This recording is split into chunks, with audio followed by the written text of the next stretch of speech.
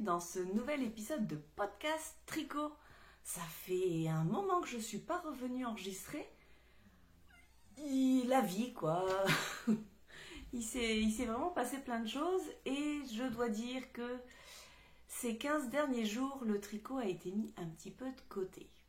Mais aujourd'hui, je me suis dit je vais quand même en profiter, j'ai plein de choses à leur présenter, à leur montrer, donc voilà. Pour les nouveaux et nouvelles, je suis Florence, Flo Duvar sur Ravelry et Instagram. Je tricote depuis une quinzaine d'années et puis voilà, je couds un petit peu, je crochette de temps en temps sous influence de ma fille, je tisse et voilà. J'espère que ça ira bien au niveau luminosité parce qu'on vient juste de changer d'heure. On a une semaine de décalage par rapport à la France, ici au Québec.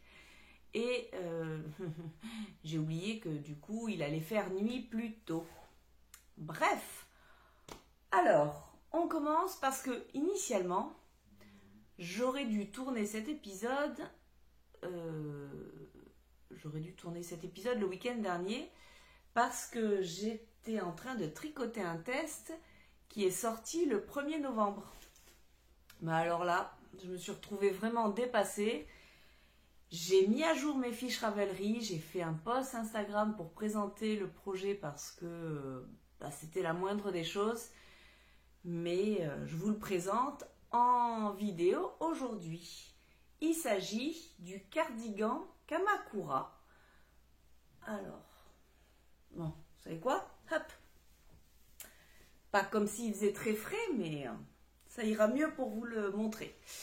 Donc, il s'agit du cardigan Kamakura de Morgane, qui est plus connu sous le nom de Trust the Mojo. Et il est sorti donc le 1er novembre. Alors, je recule et je reviens.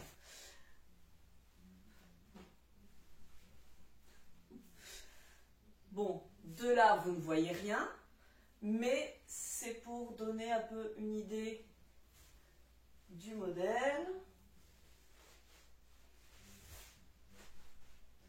Voilà, et quand on le ferme, hop.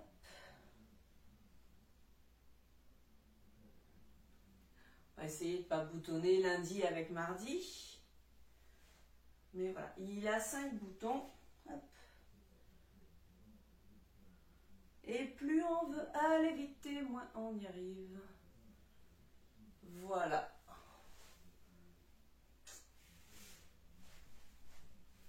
Alors, c'est un gros doudou. C'est un gros doudou qui se tricote avec un fil DK et un fil mohair, avec des aiguilles numéro 5. Donc c'est vraiment le gros cardigan un peu ample. Alors elle donne pas d'ampleur, enfin on fait l'ampleur que l'on souhaite. Moi,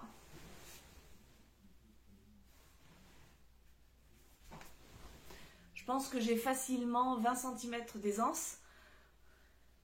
Mais c'est ce que je voulais parce que c'est le gros cardigan doudou qu'on peut mettre facilement sur quelque chose. Voire m'en servir de manteau, enfin pas de manteau, mais là à la demi-saison, c'est vrai que je suis régulièrement sortie avec, en rajoutant juste un châle pour ici. Voilà. C'est le gros manteau. Oh, je l'enlève, je meurs de chaud. Je meurs de chaud. C'est bien, j'habite dans un logement qui est tout neuf. Il y a des gens en dessous, donc c'est sûr que peut-être ça doit chauffer, mais j'ai pas besoin d'allumer le chauffage encore. Alors, même très très chaud. Donc, la particularité de ce cardigan, c'est sa patte de boutonnage avec ses jolies côtes et les poignées de manches. Voilà, j'ai adoré ça. Après, le reste est tout simple, mais ça, c'est les petits détails que j'aime beaucoup. et je vous en avais déjà parlé, la ligne d'épaule qui se retrouve un petit peu derrière. Voilà. Donc au niveau de la construction, on commence par le haut, ensuite on relève des mailles pour faire le derrière, on avance en faisant nos diminutions, on fait le derrière, on rassemble les côtés et le dos. Et puis ensuite, comme c'est un cardigan, on tricote en aller-retour. Hein. Voilà. En bas, hop, à l'endroit, on fait des côtes. Des côtes 1-1 toutes simples. J'ai choisi de les faire en 4 plutôt qu'en 5 parce que je voulais resserrer un tout petit peu. J'aime pas quand ça s'évase en bas. Et j'ai terminé le bas par un rabat à l'italienne pour que ça fasse pas de bordure. C'était dans la continuité, j'ai trouvé ça plus joli. Ensuite, on relève des mailles pour faire les manches sur lesquelles il y a des diminutions. Ce ne sont pas des manches toutes droites. Hop, hop. On ne les voit pas? Bah, c'est très bien si on ne les voit pas. Voilà. Et ensuite, c'est pareil, on passe en 4 et on fait ce genre de côte. Alors moi, j'ai enlevé 12 rangs par rapport au modèle. Je ne sais pas si elle les a enlevés sur la version définitive. Je pense que Morgane a des très grands bras. Ou alors j'ai des petits bras. À vous de choisir. Mais voilà, on adapte la longueur de ces manches. Elles sont déjà bien longues. J'aime quand c'est long, mais il y a long et long, quoi. Voilà. On fait pareil pour la deuxième. Et ensuite, eh bien, il faut relever toutes les mailles du bord, de l'encolure et du deuxième bord pour faire cette jolie patte de boutonnage, oui c'est ça. Voilà. Et là par contre, tout comme pour les poignets, j'ai vraiment fait le rabat tout simple qu'elle préconise parce que je trouve que ça finalise bien. Quand c'est du point mousse, on voit pas la bordure en fait, ça va très bien. Le plus difficile a été de trouver des boutons. Il en faut 5 d'un certain diamètre. Bon, j'ai trouvé cela chez le marchand de tissu local. Ce ne sont pas les boutons de mes rêves. Hein. J'aurais aimé un peu plus clair ou en bois clair. Mais pour faire aller la grosseur, le nombre, la couleur, et bien voilà. Donc à un moment je me suis dit ça va très bien. Je les ai cousus tout de suite, pas comme un certain gilet Elton qui attend toujours les siens. Et puis voilà, j'en suis très très contente. Alors voilà. Voilà. Je l'ai tricoté. Alors, je l'ai tricoté avec de la cascade 220. Et là, j'ai mis ma fiche Ravelry à jour. Donc, vous avez tous les numéros, les quantités, ce que j'ai utilisé. Donc, la cascade 220, il m'a fallu pile 5 écheveaux. Quand je dis pile, c'est qu'à la fin, il m'est resté 30 cm. J'avais acheté un écheveau supplémentaire au cas où. J'ai senti que lors des derniers rangs, j'en aurais pas besoin, mais je sentais aussi qu'il allait me manquer très peu. Et j'avais dit, au pire, je déferai l'échantillon. Et finalement, ça. Donc, c'était parfait. C'était parfait parce qu'en fait, les écheveaux... Oui, j'avais 510 grammes en tout. Donc les écheveaux étaient un tout petit peu plus généreux. Et puis j'ai enlevé aussi 12 rangs sur chaque manche. Donc c'est pour ça que c'est rentré dans 5 écheveaux. Moi j'ai fait la taille XL. Logiquement il aurait fallu un écheveau de plus pour la taille XL. Mais bon, ces petites modifications plus le fait que les écheveaux soient généreux font que j'ai réussi à passer en 5 écheveaux. Et pour le mohair, il s'agit du fil Prolana Kitseta. Et là, il m'en a fallu 5 balles aussi, 115 grammes, 966 mètres. Voilà. 1020 et 966 mètres pour faire ce cardigan. Et je n'ai plus aucun reste. Enfin, si, j'ai un peu de... Il me reste un petit peu de mohair, mais il me reste 10 grammes. On ne fait pas grand-chose avec 10 grammes. Je trouverai quelque chose.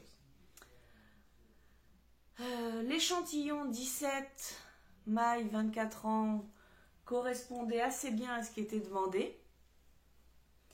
Et puis voilà, et puis je l'ai fait rapidement parce que je l'ai fait en moins d'un mois. Alors, je l'ai beaucoup tricoté au début, un petit peu moins à la fin parce que c'est un gros bébé qui tient bien chaud. Donc, et comme au mois de septembre il a fait super chaud, c'était un peu incompatible. Mais voilà, je suis bien contente. Je crois que le patron coûte 8 €, donc 10 ou 11 dollars canadiens. Et il est disponible sur la Ravelry. Voilà, voilà. Alors, je vous avais dit lors, je crois, du précédent épisode que j'avais un petit doute sur l'encolure. J'ai peur qu'il tombe en arrière. Pour l'instant, ça ne tombe pas. Pour l'instant, il reste bien en place. Je verrai à l'usage. J'avais dit peut-être que je reprendrai des mailles au crochet pour resserrer un peu ça. Pour l'instant, ça va. Donc, c'est parfait.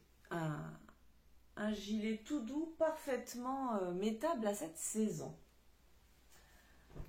Voilà pour le premier tricot terminé. Le deuxième,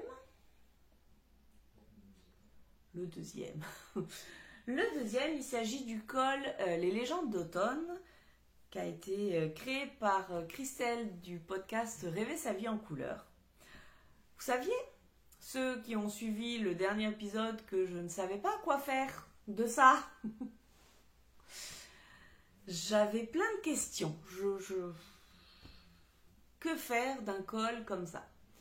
Eh bien, il est resté finalement sous sa forme initialement prévue, puisque je l'ai laissé tout en long. Alors, il m'a fallu quand même un petit moment j'ai eu un petit moment de doute. Pour vous dire, j'étais quasiment arrivée au bout, j'étais arrivée là. J'avais même rajouté les 3 petits rangs de jersey ici, en me disant, je vais le recoudre au rang de côte du début. J'avais fait un montage provisoire au début, parce que j'avais envisagé le coudre comme ça. Et puis, le coudre comme ça, finalement, ça m'emballait moyen. Donc, non. Ensuite, j'ai envisagé de coudre cette partie-là avec le début, donc le plier en deux. Mais, parce que l'une d'entre vous m'a bien fait la réflexion en me disant, oui, mais ça, effectivement, c'est au milieu, ça va pas aller bien. Mais une fois que c'est cousu, on peut faire glisser la couture et on pouvait mettre ce qu'on voulait au niveau de la pliure. Oui, c'est vrai. Ça m'emballait moyen. Initialement, le laisser en grand, ça m'emballait pas non plus. J'ai même envisagé à un moment m'en servir comme housse de coussin. Parce que j'ai un coussin en long de chez le Suédois là. Mais ma fille m'a dit non, c'est pas terrible. Ça va pas avec le reste, ça va pas avec le canapé, tout ça. Bon, très bien. Qu'est-ce qui s'est passé entre-temps aussi?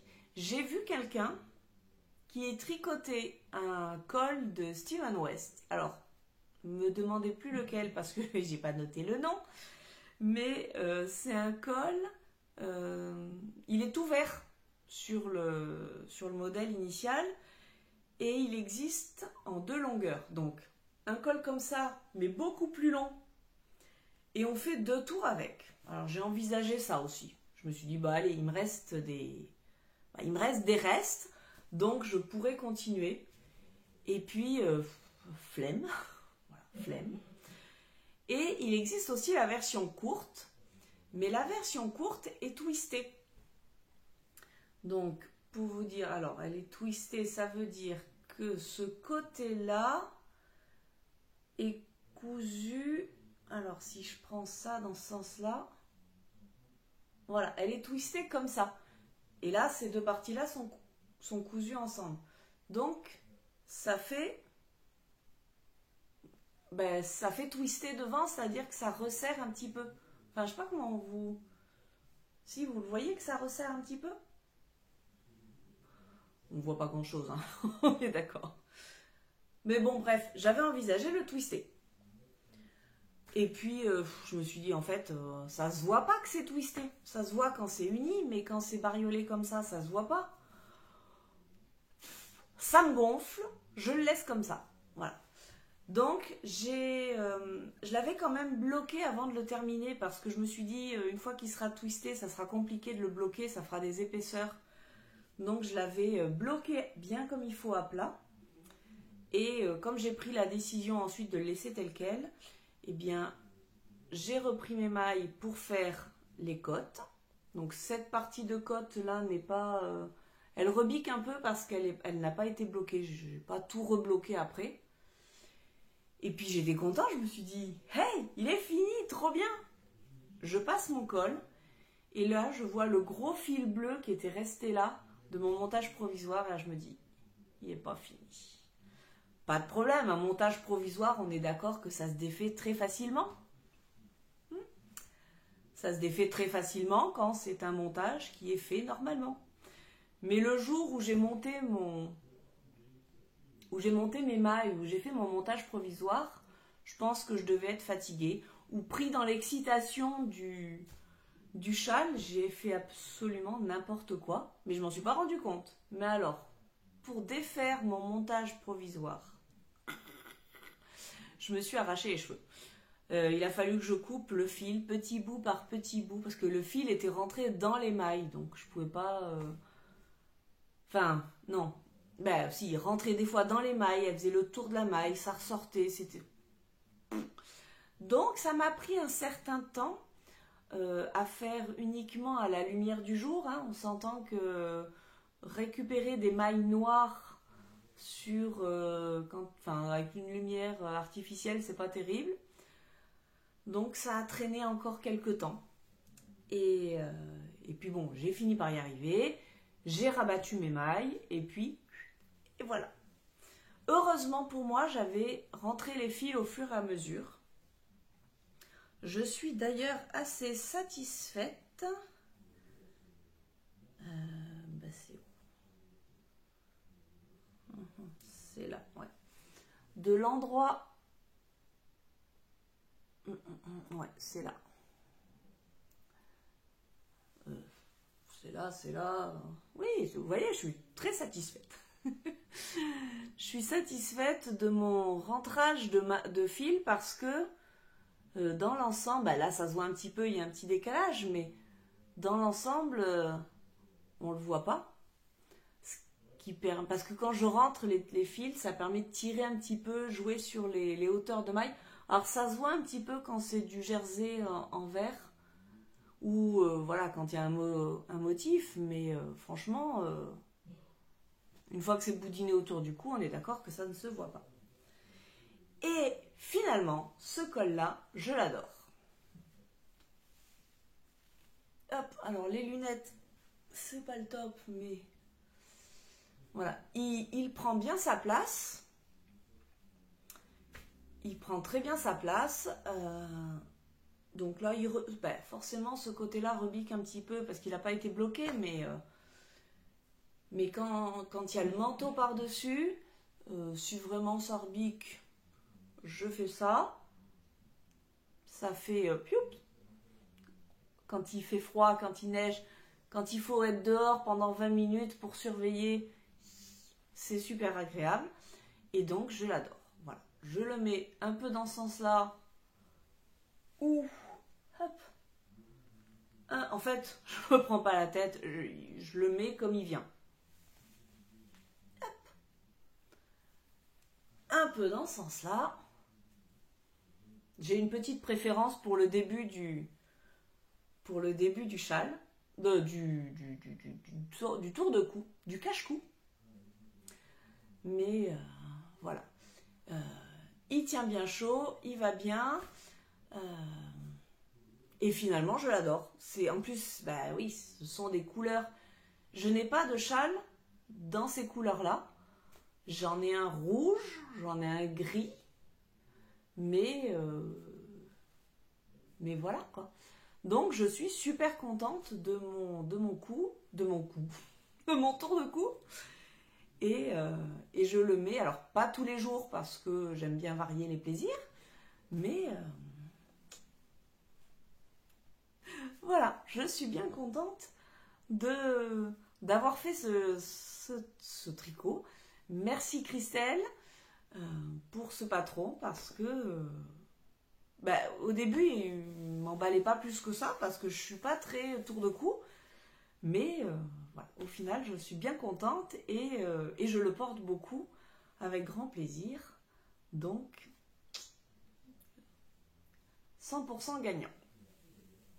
Hop. Et puis en plus je suis contente, je l'ai pas là, mais coiffure. En ce moment, je mets beaucoup mon gilet Margot de Langue avec Anna, qui est avec cette laine-là, qui est une laine 100% mérino, donc je ne peux pas l'utiliser pour faire des chaussettes. Et il m'en restait pas mal, donc quand je mets mon gilet et que je mets ça avec, c'est parfait. Ça matche très très bien. Il me reste donc pas mal de restes de laine. À un moment, j'ai envisagé de faire les mitaines parce que mon amie Hélène a fait le col, les mitaines et les chaussettes. Alors les chaussettes, j'ai dit non, je ne m'aventure pas à faire des chaussettes, elles ne se voient pas, c'est pas du tout intéressant. Par contre, de faire des petites mitaines comme ça, et puis en fait, pour l'instant, non. Voilà. Alors, j'ai pas fait de fiche Ravelry. Je vais en faire une parce que je veux mettre la photo du tour de cou. Et j'ai du mal, je veux dire un châle à chaque fois. Mais je ne mettrai pas la liste de tous les fils que j'ai utilisés parce qu'il y en a plus que 9. J'ai vraiment utilisé des petits bouts et puis bon. Est-ce bien utile de savoir que j'ai utilisé un bout de Fabelle, un bout de laine biscotte, un bout de... Non, on s'en moque un peu, donc... L'avantage, par contre, de ce genre de projet, c'est qu'on peut utiliser des laines qui n'ont pas de nylon, puisque on ne peut pas les utiliser pour des bas, mais là, on peut les utiliser pour ça, et c'est top, quoi. Voilà. C'est tout ce qui est terminé. C'est tout ce qui est terminé. J'avais quand même pas mal d'encours, donc j'ai repris. Et puis comme je vous l'ai dit un peu au début, j'ai pas tant tricoté que ça ces derniers jours. J'ai repris le travail à plein temps et mon cerveau a été pris pour autre chose. Même si j'ai quand même très envie de commencer un nouveau chandail, un nouveau pull avec la laine que j'ai acheté au festival de la petite laine. J'ai envie de vert là. Mais bon, je veux avancer un petit peu ce que j'ai en cours parce que bah, voilà. J'ai l'impression que j'en ai un peu trop là. Autant au mois de septembre, ça me dérangeait pas, j'étais disponible, c'était bien. Autant là, voilà, il y a des moments, ça passe pas. Comme j'étais pas très disposée à réfléchir pour des nouveaux tricots, eh bien, j'ai pris ma couverture et j'ai continué à faire des carrés. Il y en a 4, je sais qu'il y en a un 5e qui est quasiment fini. Alors, j'en suis loin, hein. Je crois que je vous avais dit qu'il m'en fallait 80. Je dois être à 60... Non, pardon. Je dois être à 15. Voilà. Il s'agit donc du modèle Vivide. Vivide. On va le faire à la française. Vivide de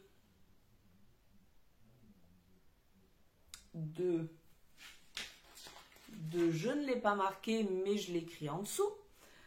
Donc, c'est une couverture qui est composée de plusieurs carrés. C'est vous qui choisissez en fonction de la taille du tricot final.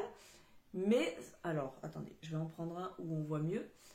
Voilà. C'est toujours le même carré. C'est toujours le même motif qu'on refait avec une partie dentelle et une bordure en point mousse. On commence par le cercle central et puis on tourne. Alors au début c'est un petit peu compliqué, on n'a pas beaucoup de mailles. On est obligé de le faire, moi je le fais avec un long câble donc en Magic Loop. Je sais que certaines préfèrent le faire avec des doubles pointes. Chacun sa technique préférée. Et puis quand j'ai assez de mailles, en général c'est à partir de là, je passe sur un petit câble de 40 cm, celui qui me permet de faire les bonnets. Parce que je trouve que tricoter en rond c'est quand même plus agréable que du Magic Loop, on va pas se le cacher. Et puis voilà. J'ai même plusieurs carrés en cours parce qu'en général je fais toute la partie dentelle et quand j'en suis à la bordure point mousse, je la mets de côté et je commence un nouveau carré. Parce que la partie dentelle, la partie point mousse, c'est la partie que je peux faire devant la télé quand je m'endors pas. Mais voilà, donc ça je me le réserve pour les moments où j'ai pas besoin de réfléchir. Et donc souvent j'ai plusieurs carrés en cours, enfin j'ai au moins 2 carrés en cours puisque je tricote avec de l'eau d'aiguille et ça me permet d'avoir toujours un tricot où il faut un peu réfléchir et un tricot où on n'a plus besoin de réfléchir. Donc ceux-là, je vais les laver, je les bloque légèrement, surtout je les lave. Je les étends bien à plat en tirant un petit peu à l'endroit c'est plus joli, sur les coins. Et puis je les mets dans un carton jusqu'au jour où j'en aurai 80. Au rythme auquel je tricote ça, on se retrouve dans un an. Mois de novembre l'année prochaine. Hop là. Ensuite, j'ai un petit peu avancer mes chaussettes. Je voulais les terminer là parce que je me suis dit allez, il faut que je tourne un épisode, il va bientôt faire nuit. Enfin, non, mais bon, on sent que ça décline. Je commence à rassembler mes tricots sur mon lit et je sors ma chaussette et je vois qu'il manque ça. Je me dis non, ça serait bien quand même de finir. Mais non, j'ai pas réussi. Je me suis dit que c'était quand même préférable d'enregistrer maintenant. Tant pis pour la chaussette terminée. Donc, j'ai quand même terminé les rayures. Hop. Il me reste juste les côtes à faire. Et voilà. Jusqu'à présent, alors je les ai pas beaucoup avancées parce que c'était mon tricot voiture. Là, j'en ai marre de les voir. En plus, quand je prends la voiture, maintenant, c'est moi qui conduis. Donc, c'est incompatible avec le tricot. Bon, je vais les terminer. Elles seront terminées pour le mois prochain. En petit rappel, c'est la laine Bissock de Biscott, coloris Minnesota, avec un contrastant, un reste de la fil coloris, allez voir sur la page Ravelry. Je ne sais plus. Voilà. Ensuite, je crois que ma fille...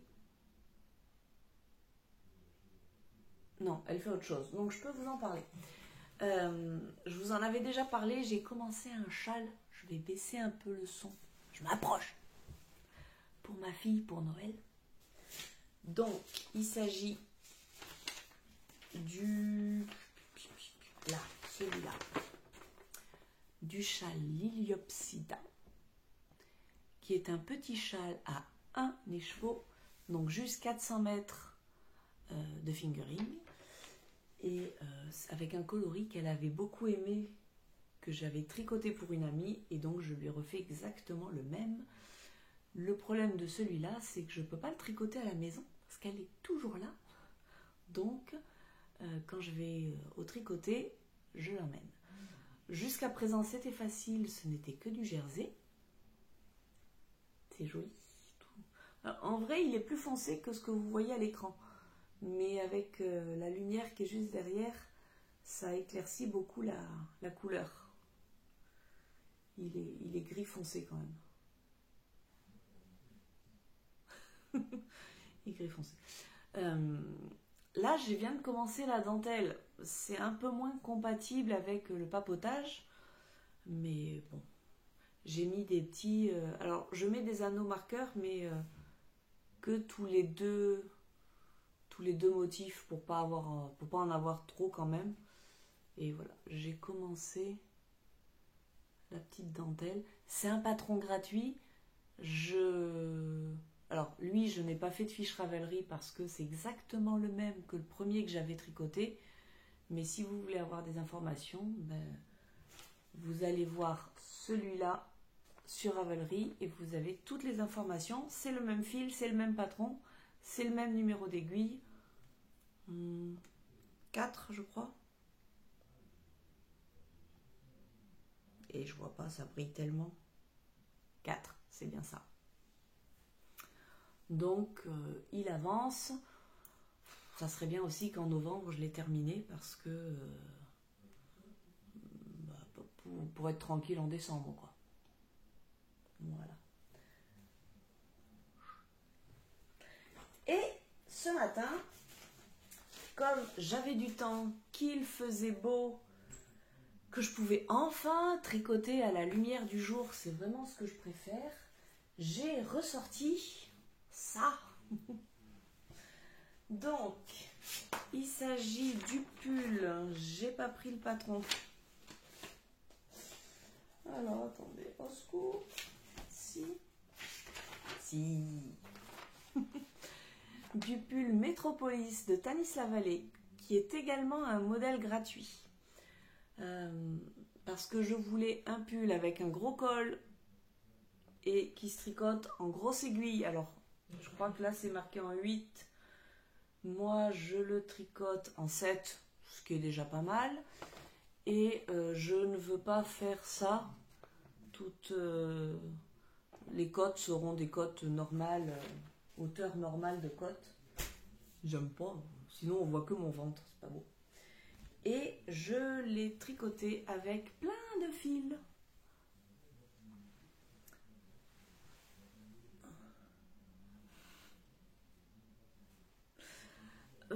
C'est comme d'habitude, je le trouve plus joli en vrai qu'à l'écran. Je trouve qu'on voit trop les contrastes à l'écran. Non, là, si, ça va à peu près. Donc, plein de restes de fil bleu et un mohair noir. 2 fils, bon, il doit y avoir la deuxième quelque part. 2 fils de fingering noir, un brin de mohair noir, ça c'est ma base. Et puis ensuite, j'ai des petits bouts de fingering bleu, turquoise, vert, parfois un peu mauve, parfois un peu gris aussi, pour alterner et faire ce jeu de couleurs. Je m'éclate vraiment à le tricoter. C'est un vrai plaisir parce que déjà en 7 ça va assez vite. Même si le fait d'avoir plein de fils, c'est un peu compliqué, quoi. Il faut tirer tout le temps.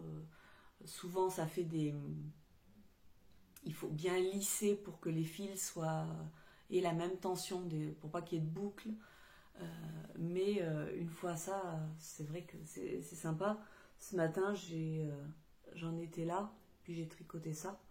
Ça s'est fait relativement bien. Mais je trouve que ça se fait beaucoup mieux à la lumière du jour parce qu'on voit les couleurs et ça permet de choisir un peu plus facilement. Voilà. J'avais fait le col en avance parce que c'était vraiment un gros morceau. Il va être comme ça. Là, on voit beaucoup les fils qui dépassent, mais je les arrêterai comme il faut parce que là, ils sont sur l'envers, mais comme on... Bon, bref, je ferai ça à la fin. Je sais que je n'ai pas encore la bonne longueur, mais je me suis arrêtée là. Alors, attendez, parce qu'il y en a quand même partout. Ça, je le rentre. Je me suis arrêtée là parce que j'ai terminé mes 2 premiers écheveaux de fingering noir et j'ai terminé. Voilà, j'ai terminé.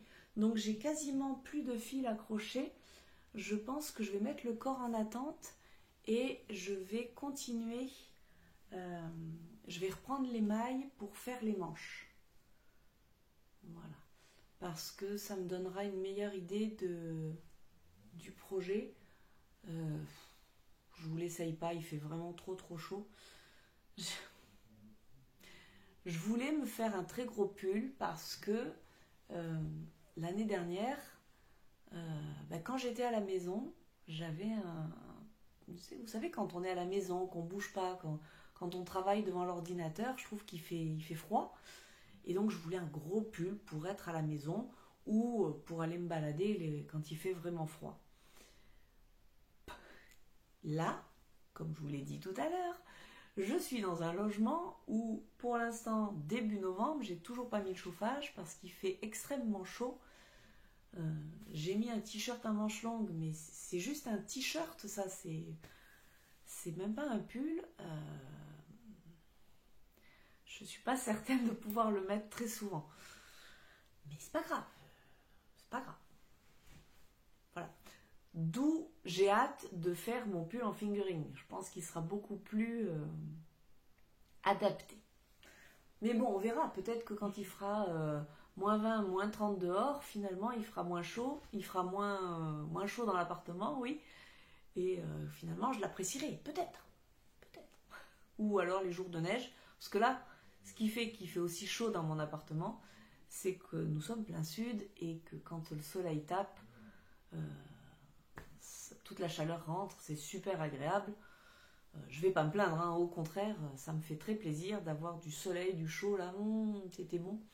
Mais voilà, pour l'instant, je ne vous l'essaye pas. Voilà, j'en suis à peu près à... Je dois être quoi, 25 cm sous l'emmanchure 25-27 cm sous l'emmanchure. Il m'en faudra encore, hein, ça c'est sûr, parce que là... Oui, bon, ça, la manip qui sert à rien parce qu'on voit rien. Mais voilà, je vais mettre le corps en attente, je vais attaquer les manches. Ça devrait aller assez vite. Je sais que je risque d'être en panne de bleu, mais j'ai des gentilles copines qui m'ont dit « T'inquiète pas, j'ai plein de bleu à te passer, donc tout va bien. » Et voilà. Donc vous avez vu, je suis quand même pas mal dans le bleu, dans le gris, dans le noir. J'ai vraiment hâte de commencer donc mon pull Syrah de Marie-Christine Lévesque qui sera dans un vert, un joli vert foncé, vert forêt. J'ai hâte, mais avant ça, je veux vraiment avancer ça. Mon pull bleu va pas beaucoup avancer dans la semaine parce que la semaine je tricote que la nuit. Enfin, je tricote que le soir quand il fait nuit. Mais j'ai de l'espoir que... Bref, je verrai. Je sais pas. Sinon, petit point couture pour celles qui aiment la couture, parce que c'est vrai qu'avant de reprendre le travail, je m'étais dit, allez, t'as des choses à coudre quand même, ça serait bien. Alors, couture toute simple, parce que ça fait un petit moment que j'avais pas cousu et je voulais m'y remettre, mais simple. Donc, première chose simple, le petit t-shirt ici. Alors, c'est juste un petit jersey, mais j'ai quand même fait avec le... alors, comment il s'appelle? Le sweatshirt Maël de ce livre-là. Alors, attendez. Hip. Voilà, le sweatshirt Maël. Mais voilà, je ne l'ai pas fait dans un... Je ne l'ai pas fait dans un molleton, enfin dans un tissu de sweatshirt. Je l'ai juste fait dans un petit jersey. Bien m'en a pris. J'ai pris l'encolure toute simple, arrondie. Comme c'est un patron que j'avais déjà fait, il était déjà décalqué, j'avais plus qu'à couper mes pièces. Je me suis quand même facilité la tâche. Mais j'ai remonté l'encolure d'1 centimètre pour qu'il soit un petit peu moins dégagé. Et j'ai fait... Est-ce que j'ai des... Oui, j'ai des poignées de manches. Et alors, j'ai ça en bas, mais j'ai pas fait de la même manière. Ce que j'aime, c'est apprendre des choses. Et ce patron, quand je l'ai... je n'ai pas trop cherché en fait, hormis l'encolure où je m'étais mis un post-it en disant encolure un peu trop dégagée, donc je savais qu'il fallait que je fasse la modification. Mais pour le reste... Ah oui, pour les manches aussi, je m'étais mis un post-it en disant manches trop courtes. Donc j'ai rallongé. Donc, ça je savais, mais j'avais pas fait de remarques concernant la longueur. Et quand je l'ai essayé, j'ai fait c'est beaucoup trop long. Mais j'avais fait la version longue. Je l'ai vu après. Donc c'est normal qu'il était long. Mais c'était beaucoup trop long. Beaucoup de long, ça.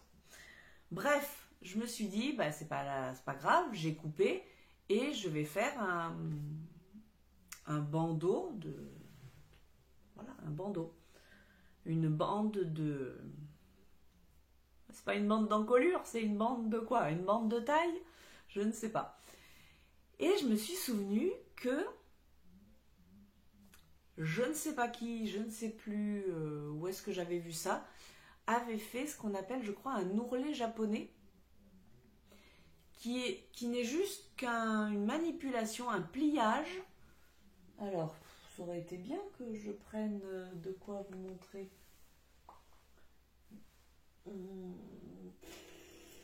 Non, j'ai vraiment rien pour vous montrer. Bref, quand votre tissu est trop long, vous pliez en 3. Alors, je vous mettrai un lien avec l'explication. Mais vous le pliez en 3. Vous faites une couture à la surjeteuse. Alors, il faut faire attention de ne pas couper avec les ciseaux de la surjeteuse. Mais moi, sur la mienne, j'ai la possibilité de bloquer les couteaux. Pause éternuement. Vous aussi, vous éternuez par vague de 4 ou 5. Je vous l'épargne. Donc, j'étais en train de dire que on fait un pliage dans le tissu. On plie en 3. On coud à la surjeteuse sans les couteaux. Et quand on déplie, pouf, ça fait ça. Voilà. Ça fait comme un ourlet, comme si on avait rajouté une bande, mais en fait c'est exactement le même tissu. Il faut juste faire la surpiqûre ensuite pour maintenir la couture en place. Mais voilà, je crois que ça s'appelle un ourlet japonais et c'est super bien comme technique. Voilà. Je ne l'ai pas faite pour les manches parce que j'avais déjà coupé mes bandes de poignet. Donc là, j'ai fait juste une couture classique. Voilà. avec les surpiqûres à l'aiguille double, parce que je trouve que ça termine quand même si on est d'accord que sur ce tissu on voit rien du tout, mais ça termine quand même bien le poignet. Et pareil ici, j'ai tout monté à la surjeteuse et surpiqûre à l'aiguille double pour finaliser tout ça. Voilà, et j'en ai parti sur ma lancée, j'en ai profité pour couper aussi un petit top, manche longue, mais j'ai eu une interruption puisque les amis sont venus, je ne pouvais plus utiliser ma pièce couture, donc ça a été en pause, et puis j'espère pouvoir les reprendre. J'aimerais bien la finir aussi, cette blouse, pendant le mois de novembre. Bon, et j'ai beaucoup papoté aujourd'hui. J'espère que vous avez passé un bon moment. On se retrouve, je ne sais pas quand, mais quand j'aurai des petites choses à vous montrer. Et puis d'ici là, prenez soin de vous, tricotez bien, amusez-vous bien. Et on se retrouve bientôt. Bye bye!